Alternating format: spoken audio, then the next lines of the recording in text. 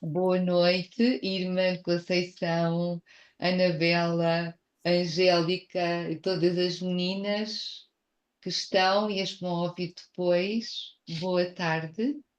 Vamos começar o nosso estudo. Então, para isso, vamos fechar os olhos.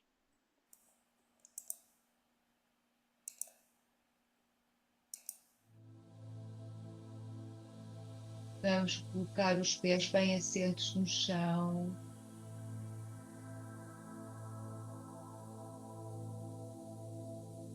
Vamos fazer algumas inspirações.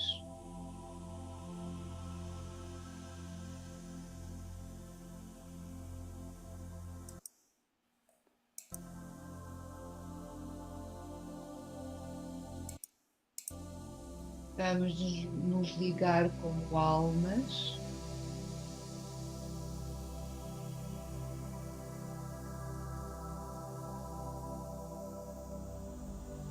Estamos alinhadas com o coração da Grande Mãe.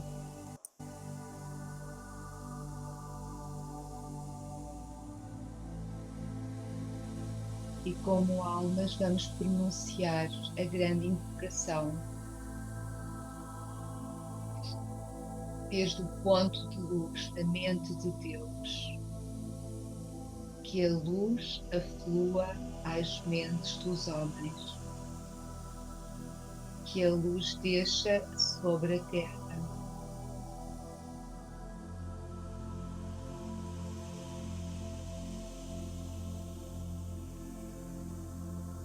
Desde o ponto de amor do coração de Deus, que o amor aflua aos corações dos homens.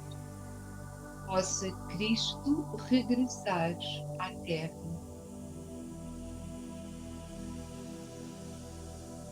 Desde o centro em que a vontade de Deus é conhecida, que o propósito guie as pequenas vontades dos homens, o propósito que os mestres conhecem e servem.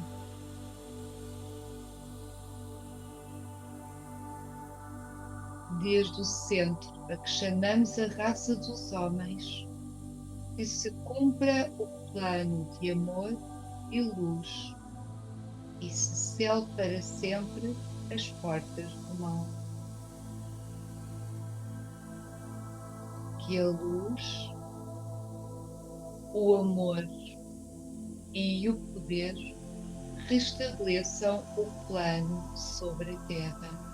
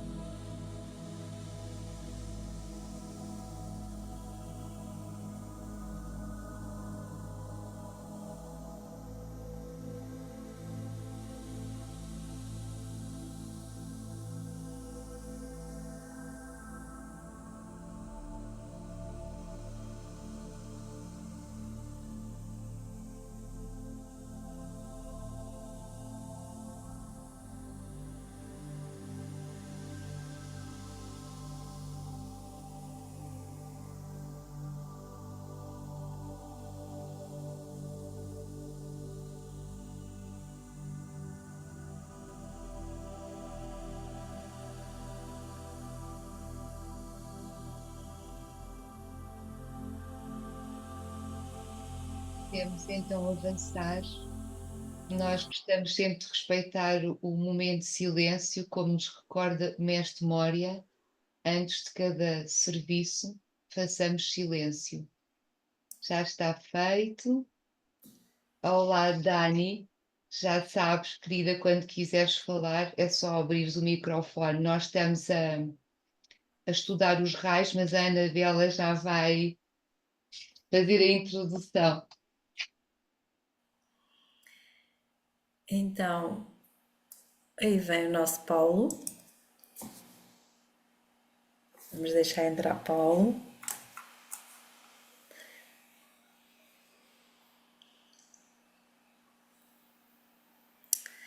De qualquer maneira, vou dizendo boa tarde, boa noite, sejam todos bem-vindos. Os presentes e os que nos vão ouvir em diferido pela gravação. Nós tínhamos, chegastes a pesquisar aquela situação de. Não, não, mas olha, é uma boa questão depois para colocarmos ao Paulo. Explica só então em que parte da matéria nós vamos. Pronto, nós vamos falar dos raios e estamos no aprofundamento do estudo sobre raios e hoje vamos falar sobre o primeiro raio. Já tivemos uma breve introdução e um aprofundamento sobre o tema geral de raios e hoje vamos falar especificamente do primeiro raio. Então, Mas ficou-nos uma questão, desculpa interromper-te, Anabela. No último estudo, Paulo, surgiu um comentário a João, que não é o João Batista.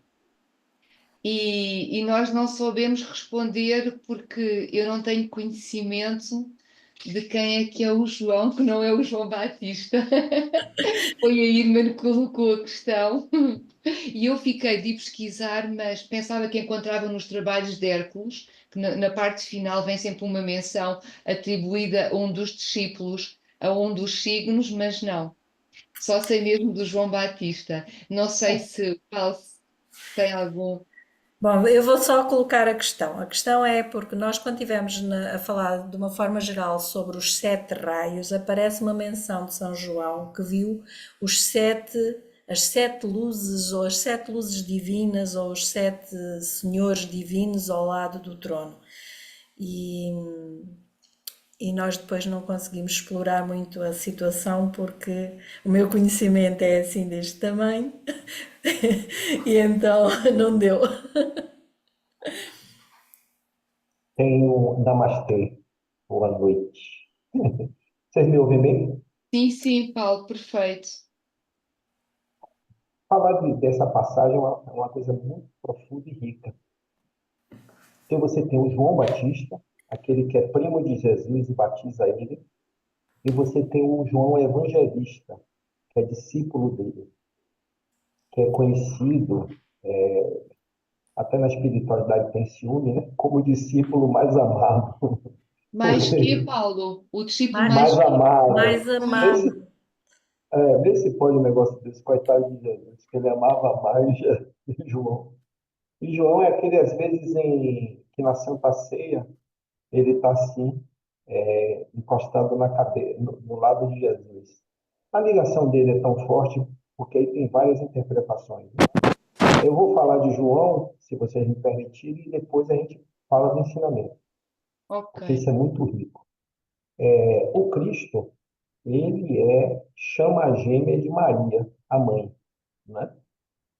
E ele faz o trabalho de polaridade masculino e feminino com Maria Madalena, ok? E nesse percurso, que ela veio como mãe, nessa encarnação, então ela vem dentro de uma perspectiva da qual o João Evangelista, aquele discípulo, ele tem uma estreita ligação com ambos, né? E por vários motivos. Eu trago essa imagem porque naquele momento em que Jesus é crucificado, né? E ele morre fisicamente para poder fazer se preparar para a ressurreição, ele encerra o ciclo, olha, Cone, com a mãe dele, Maria, Maria, mãe de Jesus, de mãe e volta a ser chama gêmea de complementariedade cósmica. Aí o que é que ele faz? A partir de agora, quem é seu filho é João. Olha que coisa. Eu deixo de ser seu filho e volto isso é forte, a reintegração nossa como chama gêmeas. E tanto sim que depois do sacrifício, ele é colocado no colo de Maria e Maria começa a purificar o corpo dele e preparar o corpo dele para a ressurreição, né? Essa simbologia é muito semelhante ao que aconteceu com Ísis e Osíris, em que Osíris reconstrói o corpo do masculino para ele ressuscitar, ok? Assim como Maria reconstrói o corpo do masculino para ele ressuscitar, mas ali já em uma condição outra, que é de chama gêmeas, não mais como filho, e sim como chama gêmeas. E esse João, o evangelista, que é um discípulo, inclusive a linguagem dele nos evangelhos, o texto é muito mais amoroso, é como se tivesse uma dosagem de muito amor até para escrever no evangelho. É considerado como o discípulo mais amoroso, inclusive, afetuoso. Mas veja, existem uma dificuldade de a gente se conectar com Cristo. Primeiro, quando ele vem ao mundo e poucas pessoas reconhecem ele. Esse é o primeiro momento. O segundo momento é quando ele tem a estreita intimidade com todos os discípulos, não é? E quando ele morre na cruz, os discípulos entram numa crise, que eventualmente Jesus não era o Messias, né? E aí pairou uma dúvida em toda a estrutura do discipulado, se ele realmente, até um dia em que ele ressuscita e reaparece, né? Vamos usar esse termo, e reaparece para os discípulos. Mas veja, João, o evangelista, que é discípulo, ele tem, na lei romana, você, quando estiver preso, você pode estar do lado de alguém dentro da cadeia que pode lhe acompanhar suas dificuldades, etc. Quem ficou junto com Jesus dentro da cadeia foi João, o evangelista. Então, mostra uma estreita relação dele com o evangelista. Mas veja, quando ele morre e ele pronuncia a ressurreição, ele vai ao encontro dos discípulos no Mar da Galileia. E quando ele chega lá no Mar da Galileia, os discípulos não reconhecem Jesus. Como é que pode? Se eles eram discípulos diretos, vinculados ao Cristo, e a forma de como o Cristo, no cristianismo chama de corpo glorioso, né? É uma dimensão espiritual mais profunda. E ali os discípulos não reconhecem, até que em um determinado momento, que Jesus fala algo, é o Senhor. Essas passagens no Evangelho, quando a gente estuda o Cristo cósmico, mostra a dificuldade de nós reconhecermos o Cristo. Mas veja, nós estamos lidando naquela época com pessoas que conviveram com ele diretamente, que viram, que presenciou e se entregou a ele. Imagine hoje reconhecer o Cristo. Então, Pois, primeiro momento, ele não é reconhecido como Messias.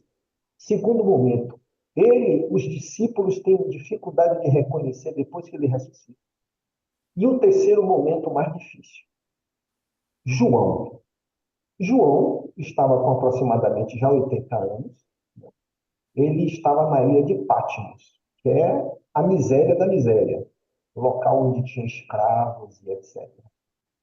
E ali na ilha de Patmos, o Cristo se manifesta para ele. E ele não reconhece de novo. Aí Jesus fala: João, você não me reconhece? Então, mostrando a dificuldade da gente reconhecer o Cristo, até com aquele que era mais íntimo dele, teve dificuldade de reconhecer e dependia desse sinal. E um dos sinais lindos no reconhecimento é que na palma da mão do Cristo tinha 7 estrelas, ah, então é daí. que é o anúncio do Cristo cósmico, trazendo, porque Maria ficou com os discípulos depois que Jesus ressuscitou, foi com os discípulos implantar as 7 igrejas. E ali na ilha de Patmos, que é a última missão de João Evangelista, é escrever o Apocalipse, que é a revelação. Então, ali traz a síntese do futuro Cristo cósmico. E aí você vê lá o reinado da mãe do mundo, está no Apocalipse, principalmente no Apocalipse número 12. Ali fala de como está funcionando. Enfim, então esse João Evangelista, ele é esse que pronuncia, né, e anuncia esse Cristo cósmico. E o Paulo, que é apóstolo de São Paulo, é quem dissemina a compreensão de um Cristo para todos os povos, transcendendo todas as crenças. Então, esse João Evangelista, e trazendo isso, nos conecta, já naquela época, o Cristo trazendo os 7 raios na sua vida. Exatamente, sim. E aí você conecta a obra do Cristo, que o próprio tibetano me fala. Ele está fazendo tudo isso pelo Cristo, como todos os mestres da memória, porque o Cristo, que aí é um assunto mais complicado, que é sobre a dimensão como Cristo cósmico, e que nos conecta com esses 7 raios maravilhosos. Espero que eu tenha atendido. Espetáculo, Paulo. Boa, boa. Espetáculo. Pronto. Então já percebemos a ligação com os 7 senhores do trono. São os 7 raios cósmicos. Ok, então vamos passar ao primeiro raio. Então, vamos lá começar. Temos aqui os 3 pilares que sustentam o caminho da espiritualidade, que é meditação, estudo e serviço. Portanto, que é a trilogia-chave que possibilita que a personalidade se cumpra, tornando-se o veículo da alma.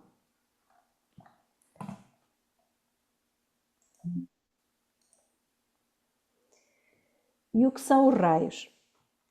Estão-me a ouvir?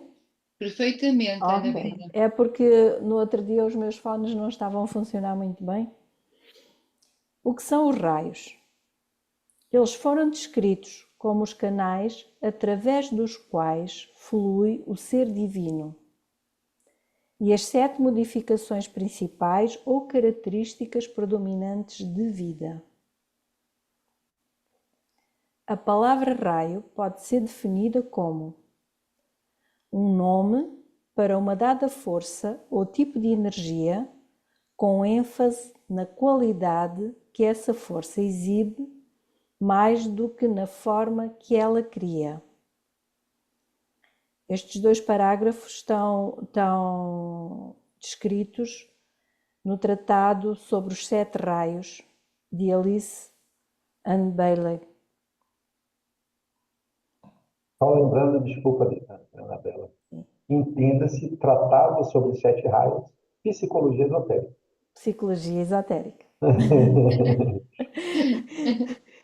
Psicologia esotérica como o peixe.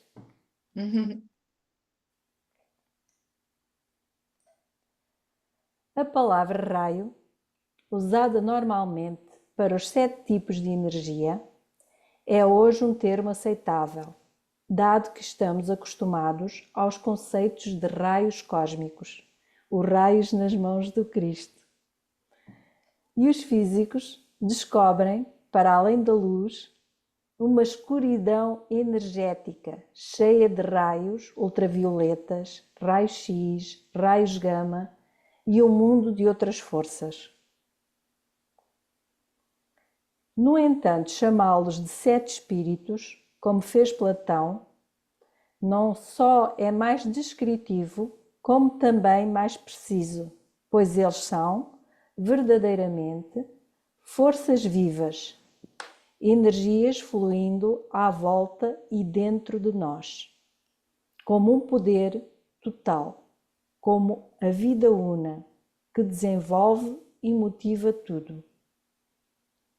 Os raios são elementos ou qualidades dessa vida una, que se manifesta na sua diversidade séptupla, e são, literalmente, as 7 lâmpadas perante o trono de Deus, transmitindo a luz suprema. 7 espíritos infundindo a matéria com os vários aspectos da vida divina. Um comentário. Eu vejo sempre os sete raios como se estivesse a observar o arco-íris. Então, imagina assim, o Criador respira e saem as sete cores, os sete raios.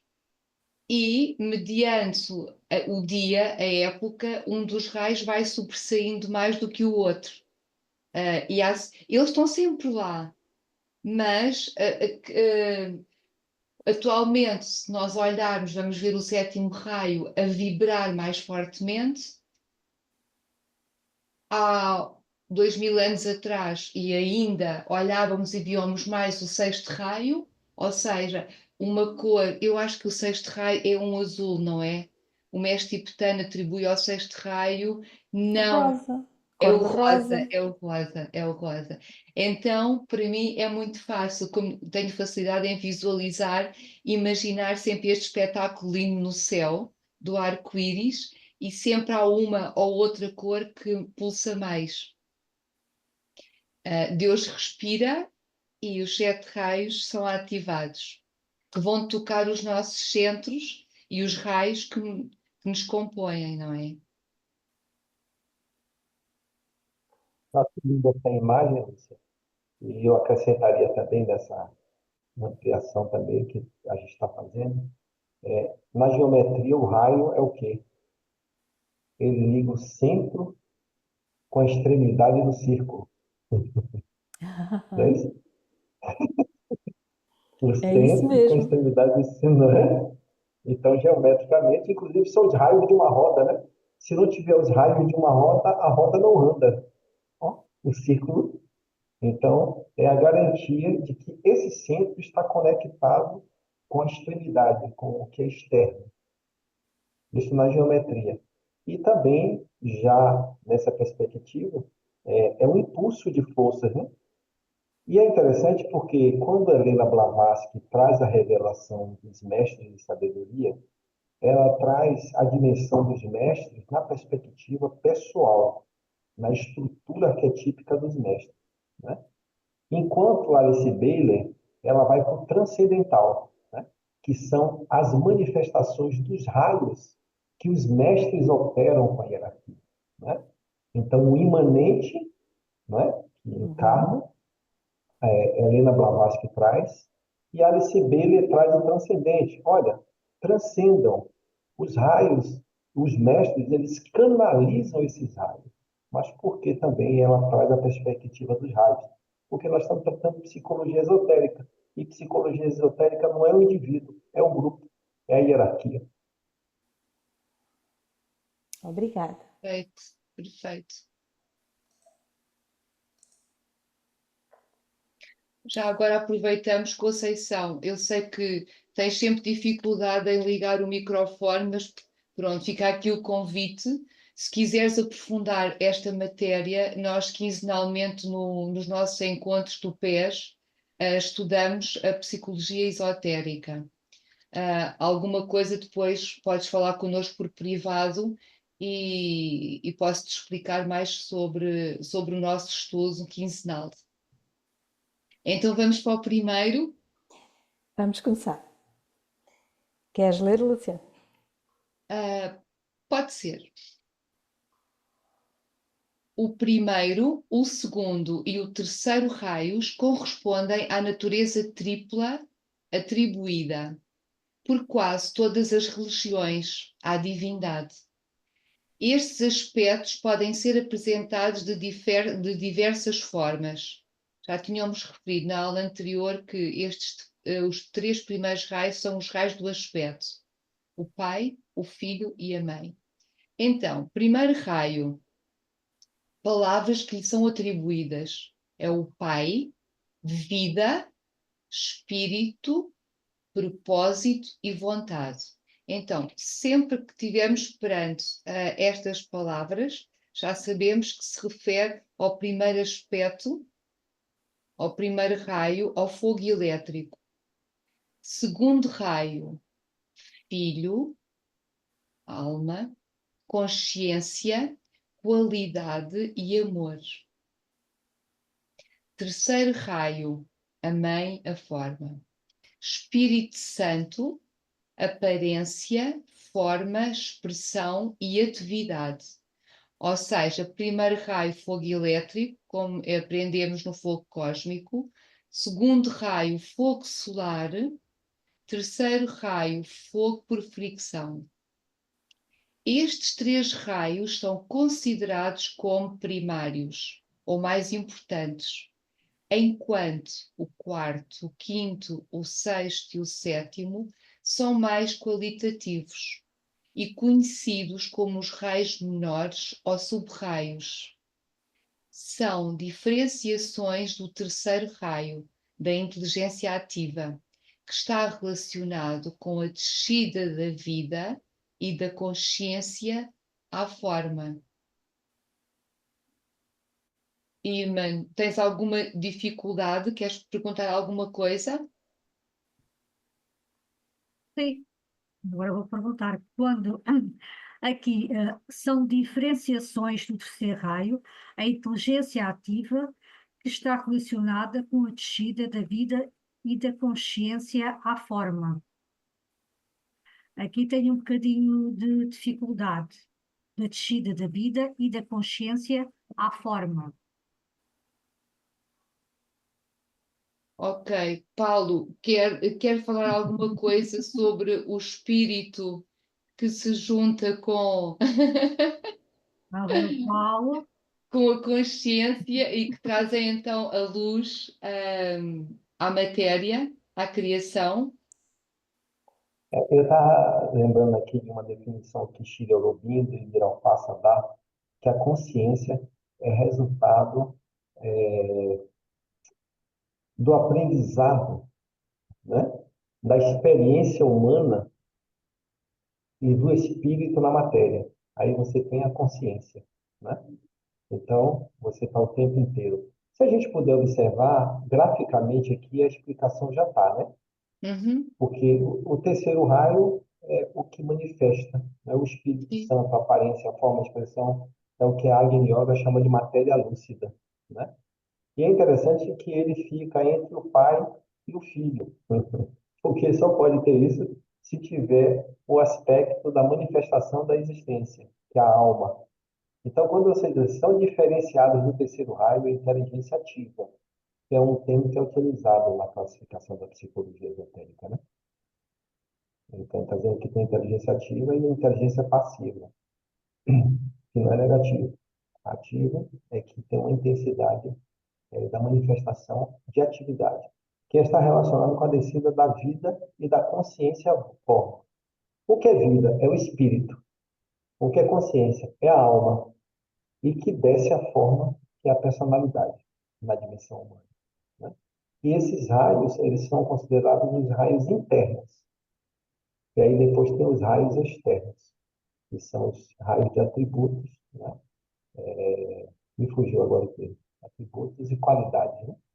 Então, tem uns que é primordial, que esses são da onde tudo se origina, e depois tem o externo, mais três externos, e no meio fica o raio de Anabela, que é o quarto raio, que é a arte que equilibra os raios internos com os raios externos. Irmã, eu não sei se o Paulo.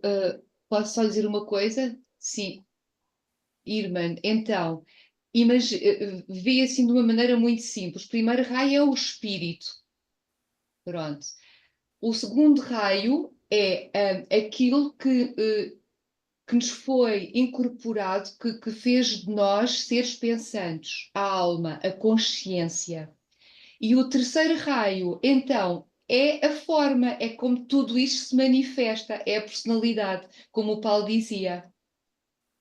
Ou seja, há toda uma descida do Pai Fogo, do Pai Espírito, da consciência que é amor, que nos traz a centelha que é colocada na mente, que faz de nós seres autoconscientes, e depois nos materializamos com um corpo, não é? Emocional, físico e mental, através do terceiro raio, que é a inteligência ativa. E, Mas Lucinha, uma analogia com o que você está trazendo, linda, que você está trazendo, Eu sempre gosto de fazer essas imagens, né? O Sol é o nosso espírito. A lua cheia é nossa alma. E o planeta Terra é a nossa personalidade.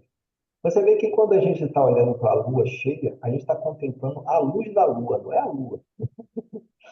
Porque a luz é um produto do fogo do espírito. Ah, que coisa espetacular.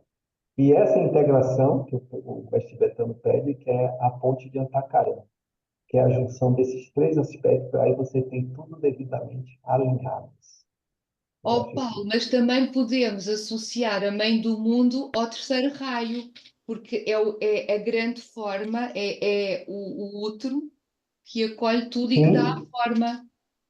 sim. Mas a forma, a matéria iluminada, né, que a Aguinaldo chama. Sim, A a matéria, a mãe do matéria mundo lúcida. representa a matéria iluminada. O princípio feminino em perfeita atividade. Por isso que ele disse que se não houver o acolhimento da mãe do mundo na dimensão espiritual do planeta, e que representa a encarnação do princípio feminino, nós não vamos ter o equilíbrio planetário. Assim dizem os ensinamentos da Agni Yoga, e faz muito sentido, até porque a gente vem do histórico machismo estrutural e espiritual. Machismo, inclusive, é espiritual. Ok. Primeiro raio. Irmã, queres ler tu ou a Dani? Querem ler? Posso ler, não sei se a Está Tânia bem, quer. ok.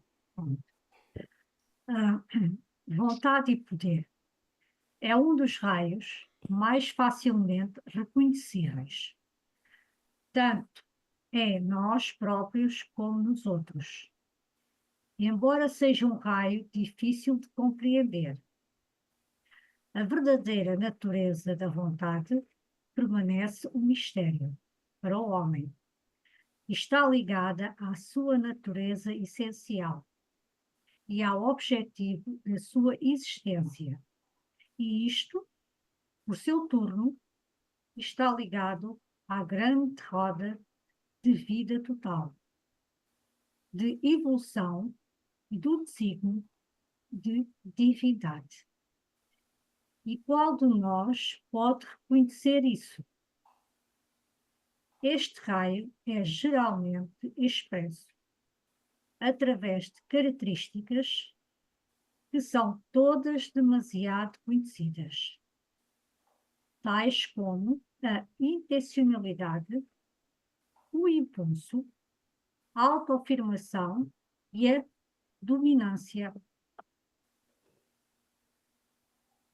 Ou seja, o Criador pensa em criar algo. E é esta vontade deste primeiro raio que faz com que algo depois se venha a manifestar. É isso, não é? É a vontade de criar algo. É o início de algo. Por exemplo, astrologicamente associamos sempre muito o carneiro ao primeiro raio, porque é aquele que vem abrir caminho, é a intenção para manifestar algo.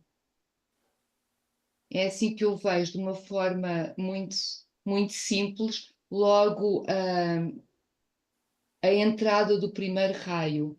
Ou seja, quando nós temos uma ideia, tem que haver por detrás disso uma vontade para fazer algo. Chamamos-lhe o impulso. Sim, que em algumas pessoas é muito notório essa vontade, esse fogo primordial, esse fogo primordial, não é que faz criar tudo. Por exemplo, eu sinto muito isso em mim. Eu tenho sempre muita vontade para fazer coisas novas. Mas eu também desconfio que tenho um primeiro raio de alma. Eu, por mim, estava sempre a criar algo novo e depois fico desmotivada. Quando crio, já me apetece criar outra coisa e depois não dou conta e posso não dar continuidade.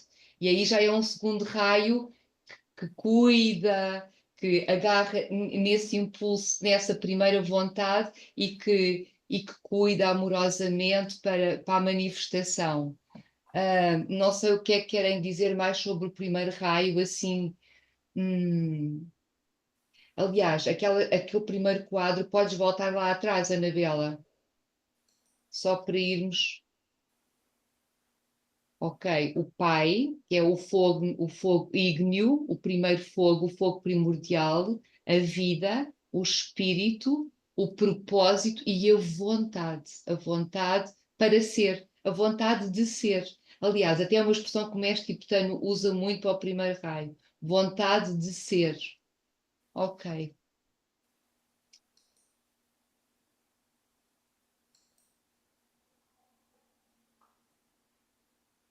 Queres ler, Dani?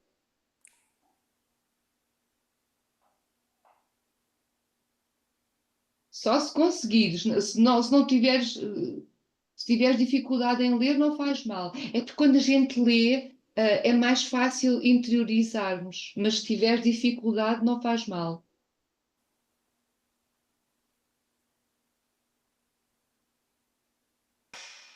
Estão ouvindo? Assim,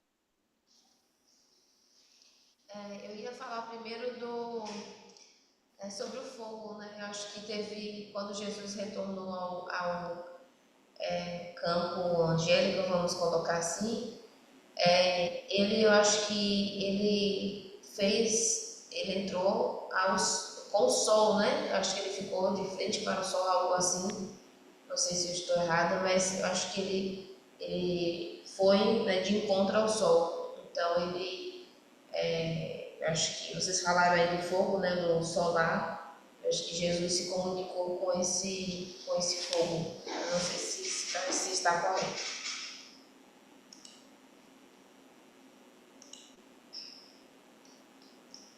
Até porque a gente precisa lembrar que o Batista, agora nós vamos falar de João Batista, que a gente não é o evangelista. ah, Ele lembra que ele fala: um mais poderoso do que eu virá, eu não serei digno nem de amarrar suas sandálias, e batizará com fogo e com o Espírito Santo. Olha que coisa linda. Ele anunciando a vinda do fogo para a terra. E que o Cristo que traria o batismo do fogo e do Espírito Santo. Então, eu vou ler. Vontade e poder. As qualidades do primeiro raio são, basicamente, de dois tipos opostos: criativas e destrutivas. Por vezes, a destruição é necessária. Muitas vezes, é essencial ter a capacidade de quebrar o laço de algo errado, que estrangula, de ver e de eliminar obstruções e obstáculos. Os padrões estabelecidos têm frequentemente de ser rompidos para dar lugar a modos novos e melhores.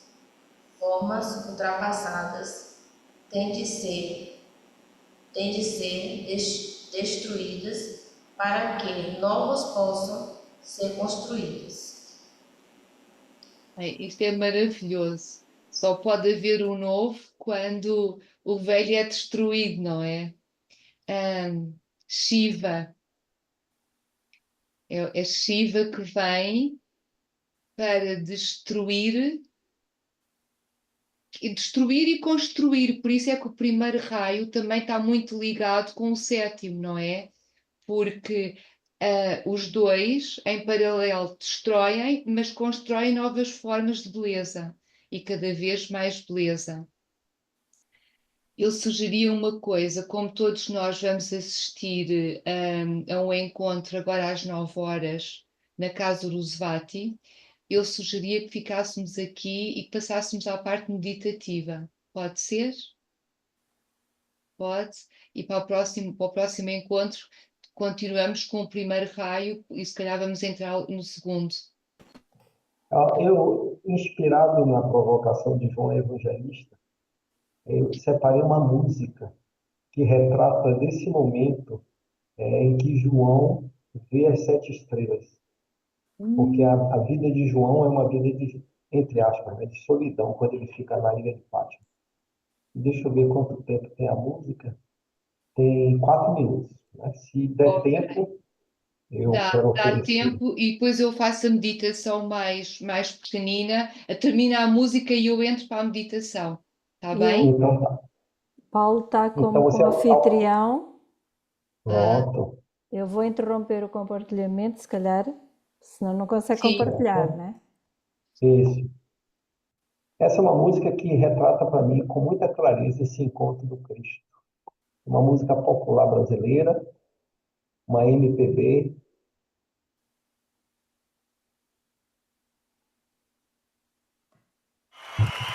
Agora eu vou convidar 2 grandes amigos do coração que fazem parte dessa história que a gente está representando para vocês hoje aqui.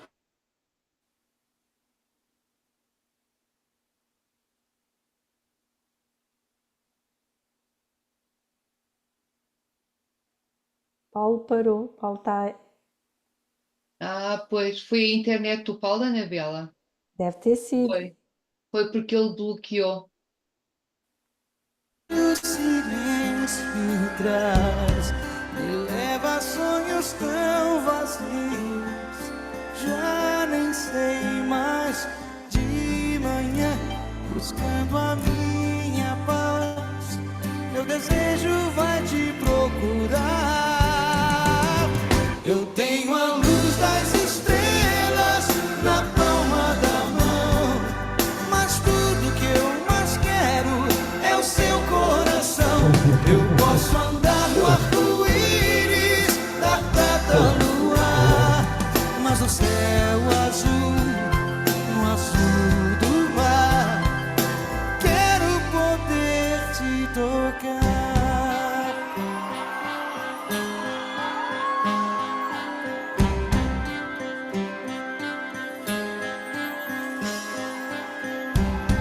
Me pego olhando tão distante. Quanto tempo faz? Será que vai ser como antes? Já nem sei mais. Amanhã, quem sabe eu possa te achar. Tanta coisa eu tenho pra falar. Eu tenho a luz das estrelas na palma da mão, mas tudo que eu mais quero é o seu coração. Eu posso andar no arco-íris da prata ao luar, mas o céu azul, no azul do mar, quero poder te tocar.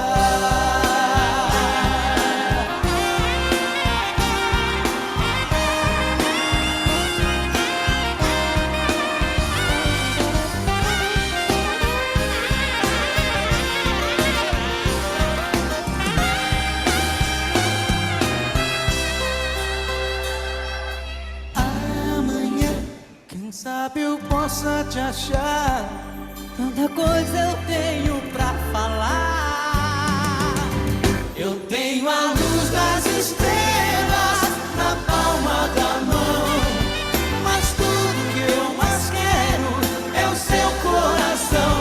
Eu posso andar no arco-íris da prata ao luar, mas o céu azul, o azul do mar, quero poder. Eu tenho a luz das estrelas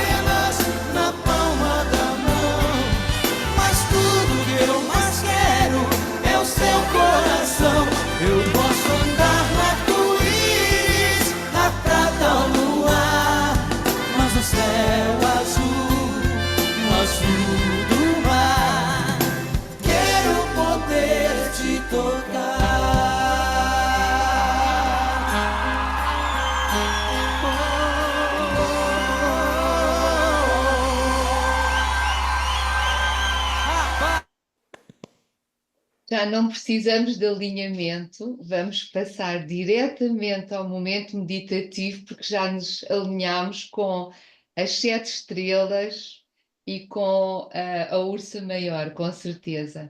Meus queridos, até já, eu vou desligar a câmara e vamos então.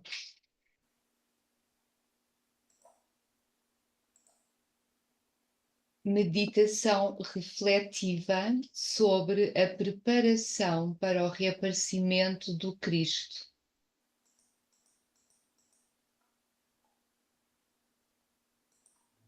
Após alcançar uma quietude relaxada, mas positiva, e de se ter identificado com a alma, faça esta dedicação.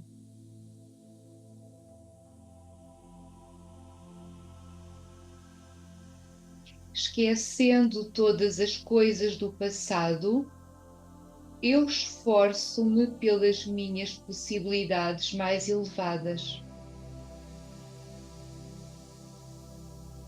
Eu dedico-me de novo ao serviço do que vem. E farei tudo quanto puder para preparar as mentes e os corações dos homens para este acontecimento. Eu não tenho outra intenção na vida.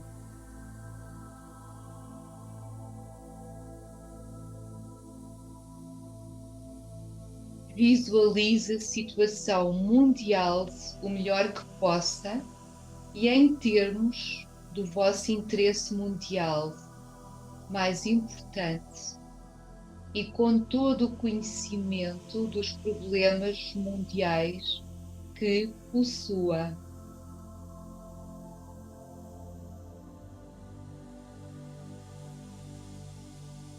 Veja a massa dos homens em toda a parte,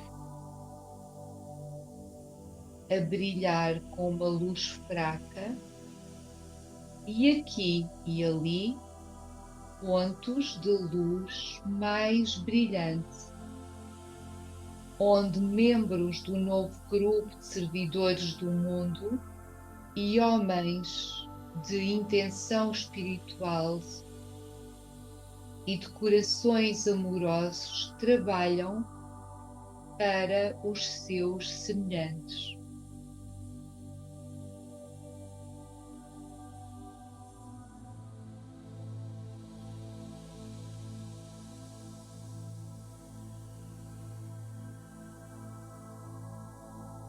Depois visualize através da imaginação criativa a luz vivida da hierarquia, a derramar-se sobre a humanidade e fundindo-se lentamente com a luz que já existe nos homens. Diga a primeira instância da grande invocação. Do ponto de luz na mente de Deus, que a luz aflua à mente dos homens, que a luz desça sobre a terra,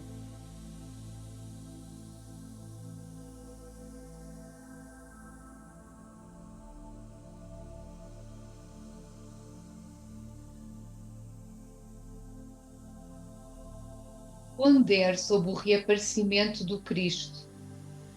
Compreenda que não importa o nome, porque ele possa ser chamado em muitas religiões mundiais. Ele é sempre a mesma grande entidade.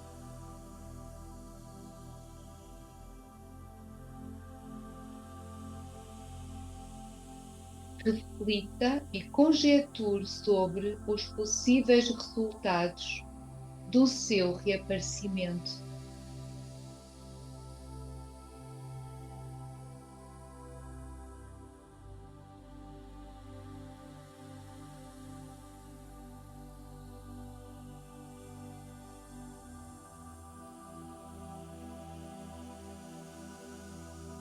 Diga então a segunda instância da invocação.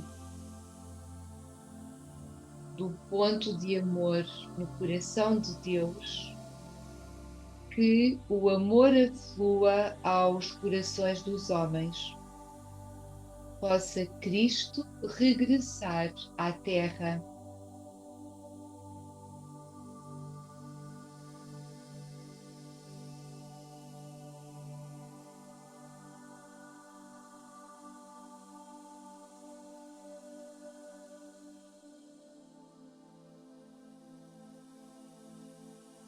Esforce-se por concentrar a sua atenção fixa em servir e em irradiar amor à sua volta.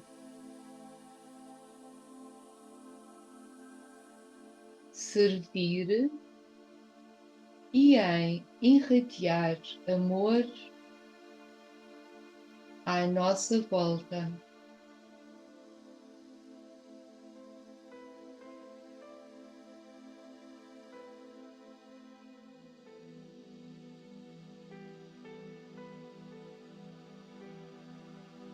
Irradiar amor à nossa volta. E compreenda que, na medida em que possa fazer estas coisas, está a tentar fundir a sua vontade pessoal com a vontade divina.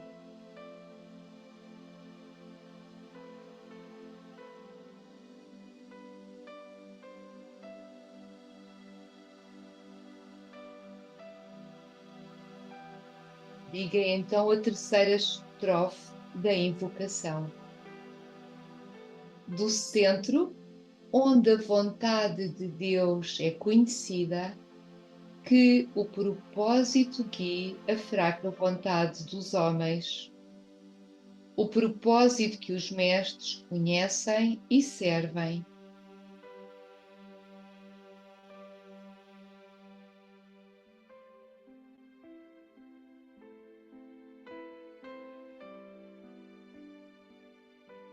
Pense o que pode fazer na prática durante a próxima semana para melhorar os preparativos para a vinda do Cristo.